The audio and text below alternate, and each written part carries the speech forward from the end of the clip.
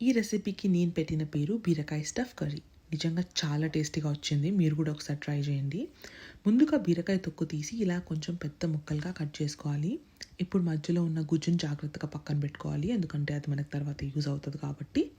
ఇప్పుడు ఒక మిక్సీ జార్లో ఒక ఉల్లిపాయ వేసి కచ్చా పచ్చగా గ్రైండ్ చేసుకోండి. దాని తర్వాత అందులోనే కొంచెం మళ్ళీ హ్యాండ్ఫుల్ ఆఫ్ కొత్తిమీర వేసి ఒక తిప్పితే మన స్టఫింగ్ మిక్స్ రెడీ అయిపోతుందన్నమాట. స్టవ్ మీద ప్యాన్ పెట్టి కొంచెం నూనె వేసి జీలకర్ర అండ్ ఆవాలు వేయండి. నా దగ్గర ఆవాలు లేకుండే సో నేను జీలకర్ర ఒకటే వేసుకున్నా.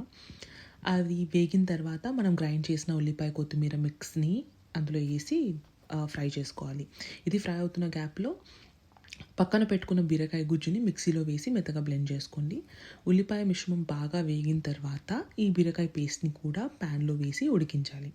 కొంచెం కలర్ మారి మిశ్రమం చిక్కగా అయిన తర్వాత రుచికి సరిపడా కారం పొడి, ధనియాల పొడి వేసుకోవాలి. నేను ఒక స్పూన్ కారం, అర స్పూన్ ధనియాల పొడి వేసాను. ఈ మిశ్రమం బాగా ఫ్రై చేసుకోండి. దాని తర్వాత ఇది తీసి కొద్దిసేపు చల్లారనివ్వండి. చల్లారిన తర్వాత ఆ స్టఫింగ్ని బీరకాయ ముక్కల మధ్యలో నింపుకోవాలి. అదే ప్యాన్లో అవసరమైతే ఇంకొంచెం నూనె వేసి స్టఫ్ చేసిన బీరకాయ ముక్కల్ని అమర్చుకోవాలి. పక్కన నుంచి అరకప్పు నీళ్ళు పోసి మూత పెట్టి ఉడికించుకోండి. దాదాపు 5 మినిట్స్ తర్వాత జాగ్రత్తగా వాటిని ఫ్లిప్ చేసుకోండి.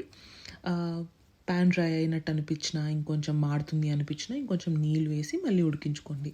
బీరకాయ మెత్తగా ఉడికే వరకు ఇదే విధంగా చేసుకోండి. ఇక్కడ నేను సాల్ట్ వేయడం యాక్చువల్లీ మర్చిపోయాను. సో వాటర్ వేసినప్పుడు బీరకాయల మీద నుంచి కొంచెం సాల్ట్ కూడా వేసుకున్నా. నాకైతే టేస్ట్ చాలా బాగా వచ్చింది. అంతే, సూపర్ టేస్టీ స్టఫ్ బీరకాయ కర్రీ రెడీ. నేను దీన్ని ఆమ్లెట్, బాస్మతి రైస్తో తిన్నాను. కాంబినేషన్ మాత్రం సూపర్ ఉండింది. I absolutely love this. Try చేసి మీరు కూడా ఎలా ఉందో చెప్పండి.